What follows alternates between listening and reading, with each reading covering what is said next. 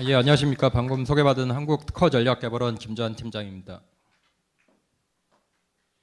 오늘 제가 말씀드릴 거는 이게 저희가 제가 이제 IP/R&D 교육이나 연구 쪽을 이제 관여하다 보니까 과거 4년 동안 이런 특허 빅데이터 관련된 내용들을 4년 동안 1년에 한 4회, 5회 정도를 계속 진행을 해 왔던 거고, 여기 이제 나오시는 분들이 계속 이렇게 4년까지 계속 이제 발표를 해주셨던 분들 거를 모아서 이렇게 발표를 해드리려고 합니다.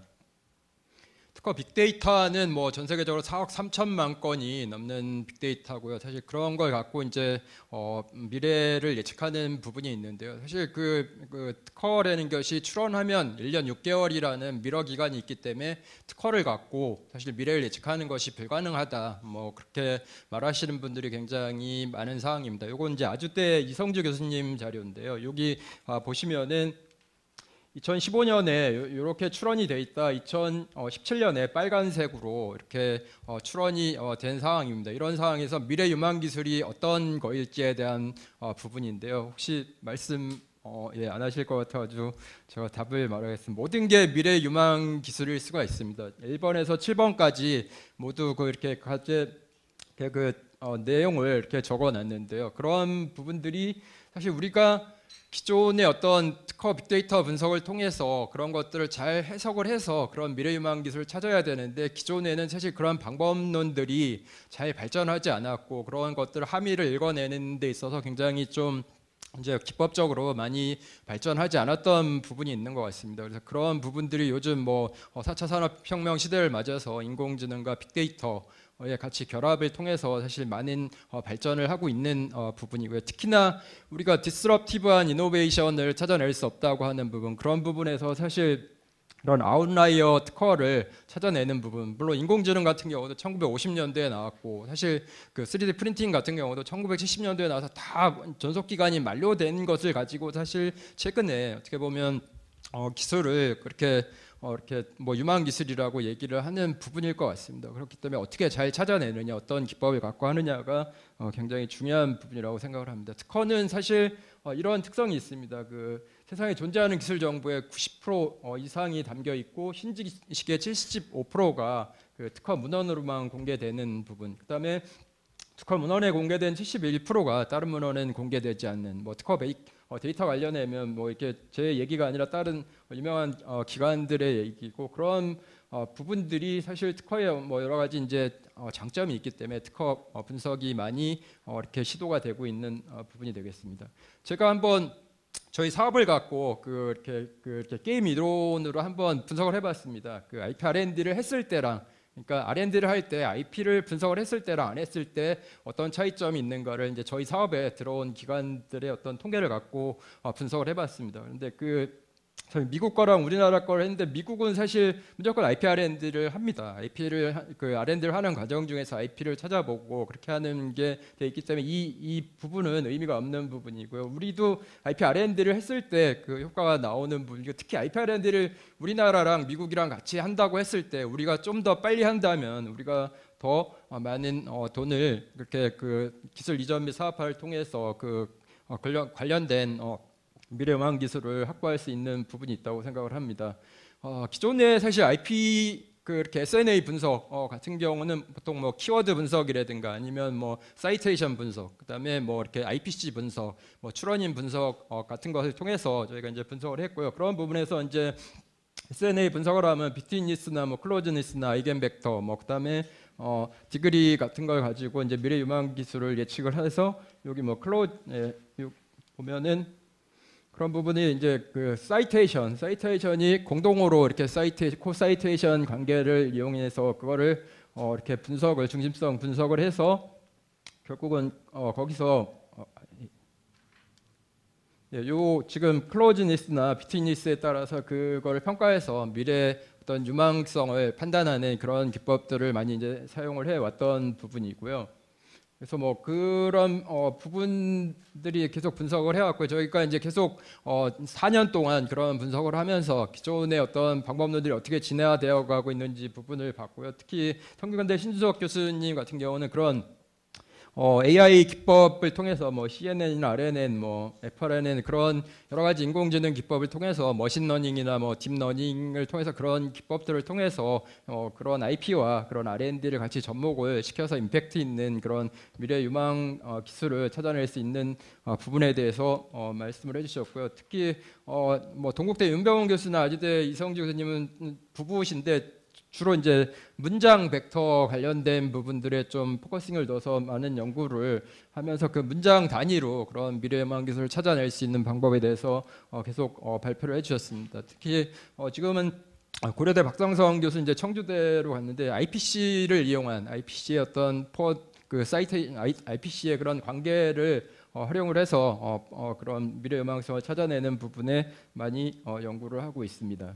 그다음에 청주대 전성현 교수 같은 경우는 그런 하나의 어떤 클러스터링을 만들어서 거기에 머신러닝이나 아니면 딥러닝을 통해서 그런 부분들의 학습을 통해서 결국은 미래유망 기술을 찾는 부분에 많이 연구를 하고 있습니다. 그다음에 동국대 건국대 윤장혁 교수 같은 경우는 기술 가치 평가를 할 때 사실 CNN이나 어떤 그 RNN 같은 그런 부분을 통해서 어떤 고양이를 이렇게 뭐 식별하는 것처럼 그런 방법론을 통해서 기술 가치를 평가하는 방법에 포커싱을 두고 하고 있습니다. 그 현업에서 사실 그런 거를 연구하는 게 이제 관계토 연구소라든가 아니면 뭐 특허정보진흥센터들이 있을 텐데 이게 특허라는 것이 결국은 어떻게 보면 집단 지성의 데이터고 돈을 이렇게 출원료라든가 아니면 등록료를 내야 되기 때문에 그런 부분이고 그다음에 그런 글로벌 기업들이 그런 특허라는 것을 사실 계속 내고 있기 때문에 그런 특성이 있습니다. 그런데 그럼에도 불구하고 사실 그런 의사 결정을 하는 그 C 일행이 그런 것들을 할 때 사실 그 분들을 설득하기에는 약간 특허만의 한계가 약간 있는 것도 사실인 것 같습니다. 근데 특허라는 부분에 사실 INID 코드라 해서 여러 가지 사실 여기서 찾아낼 수 있는 함의적으로 찾아낼 수 있는 방법들이 굉장히 많기 때문에 이런 것들을 어떻게 잘 끄집어내느냐 그런 문제가 굉장히 중요한 것이고요. 그런 1차 정보에 사실 이제 추가적인 뭐 소송이나 거래나 아니면 뭐 이렇게 특허 괴물이라든가 이런 2차적인 정보가 같이 합쳐지고 그다음에 그런 시장 환경 분석이 같이 합쳐진다면 미래 유망 기술을 도출할 수 있는 가장 좋은 방법이라고 생각을 합니다. 그런 부분이 사실 이제 할 때 기존에 어떤 부분은 사실 저희가 뭐 이렇게 특허 맵이나 뭐 그런 걸 그릴 때 사실은 이렇게 엑셀에다 그걸 해서 그걸 뭐 이렇게 데이터 그 워크시트로 해가지고 이제 그렇게 어떤 링크를 걸어서 그렇게 했던 부분인데 이런 부분은 사실 진입 장벽은 굉장히 뭐 이렇게 학습 곡선이라든가 뭐 그런 관점에서 굉장히 빨리 갈 수 있지만 그런 부분이 이제 R이라든가 아니면은 파이썬이라든가 그런 부분을 조금만 배우면 사실 더 잘할 수 있는 부분이 있고요. 사실 그런 부분에서 사실 데이터를 어떻게 추출해내느냐 그런 부분이 이제 굉장히 이렇게 어떤 뭐 예측하는 문제가 아니라 그런 데이터를 어떻게 정말 핵심적인 데이터를 추출해내느냐 그런 부분이 굉장히 중요한 부분이고 현실적으로 사실 되고는 있지만 이게 활성화되지 않는 이유들을 이렇게 볼 수 있을 것 같습니다.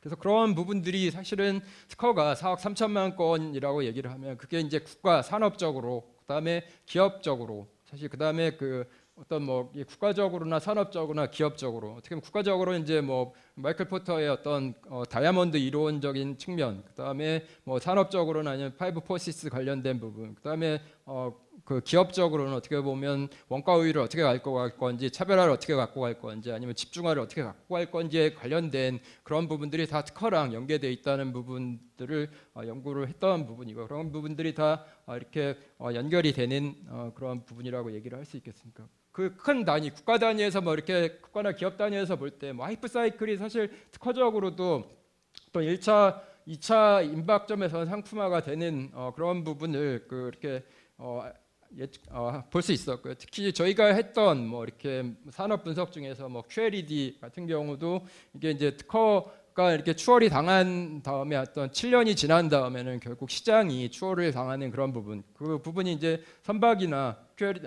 LCD나 그런 부분에서 이제 똑같이 그렇게 진행되는 것을 저희가 보았고요. 제가 최근에 어떤 스마트폰 관련해서 중국과 이제 한국을 분석을 했었는데 그 한국에는 삼성과 LG를 분석했고요. 중국은 화웨이나 오포, 샤오미를 같이 분석을 해서 그게 이제 출원 수가 이렇게 역전되는 게 2010 5년, 16년 정도. 그게 사실 앞에서는 7년을 얘기했지만 한 5년 정도가 되면 중국이 우리의 어떤 시장 점유율을 그렇게 바꿀 거라고 이렇게 생각을 분석을 했던 부분이 있고, 특히 뭐 GDP라든가 뭐 기업의 어떤 주가라는 게 결국은 그 이게 특허랑 거의 유사한 패턴을 그리고 가는 그런 부분들을 잘 분석을 해보면 굉장히 함의를 찾을 수 있고, 특히 뭐 일본 소부장 관련해서도 이게 분석을 제가 했는데 그게 이제 그 뒤에 며칠 후에 사실 과기부나 뭐 그런 데서 나오는데 똑같은 패턴인 것 같습니다. 그래서 그런 부분에서 이제 산업적으로 어떻게 보면 국가적으로 분석하는 부분이 있고요. 저희 IP R&D를 하는 부분은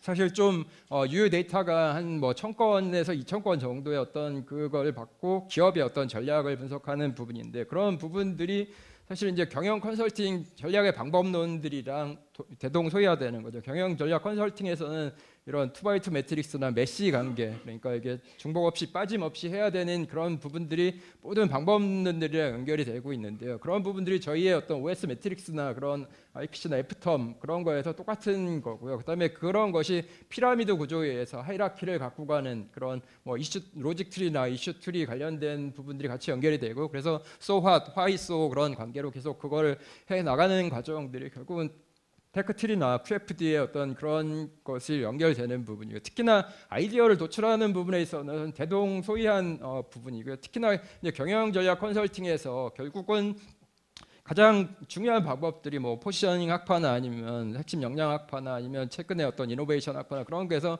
최종의 어떤 최적의 방법론이 없는 부분이기 때문에 그런 거를 뭐 애자일하게 하고 린하게 하고 아니면 저스트 인 타임하게 하는 디자인 싱킹이나 어떤 그런 파괴적 혁신을 잘 찾아야 되는 그런 관점에서 사실 IP R&D라는 건 결국 그런 얘기거든요. 어떻게 빨리 그런 걸 찾아내느냐의 관계고, 특히 아이디어를 도출하는 방법에 있어서는 사실 기존의 시중에 있는 방법론들이 결국 마크로하게 마이크로하게 저희의 방법론과 같이 연결이 된다는 부분을 이렇게 말씀을 드릴 수 있겠습니다. 그러다 보니까 특허 빅데이터를 4억 3천만 건이라는 특허 빅데이터를 분석을 해서 산업을 분석하고 기업의 어떤 경쟁 전략을 분석하고, 그다음에 그런 걸 함에 있어서 사실 특허 빅데이터가 굉장히 중요한 자료이고, 그런 것들이 사실 새로운 방법론들과 같이 계속 발전이 된다면 결국 이제 그것이 활성화될 수 있는 그런 길이 지금 이제 열린 부분이라고 생각을 합니다. 그래서 누가 먼저 그런 부분들을 더 하느냐의 문제로 남을 거라고 생각을 합니다. 예, 이상 발표를 마치겠습니다.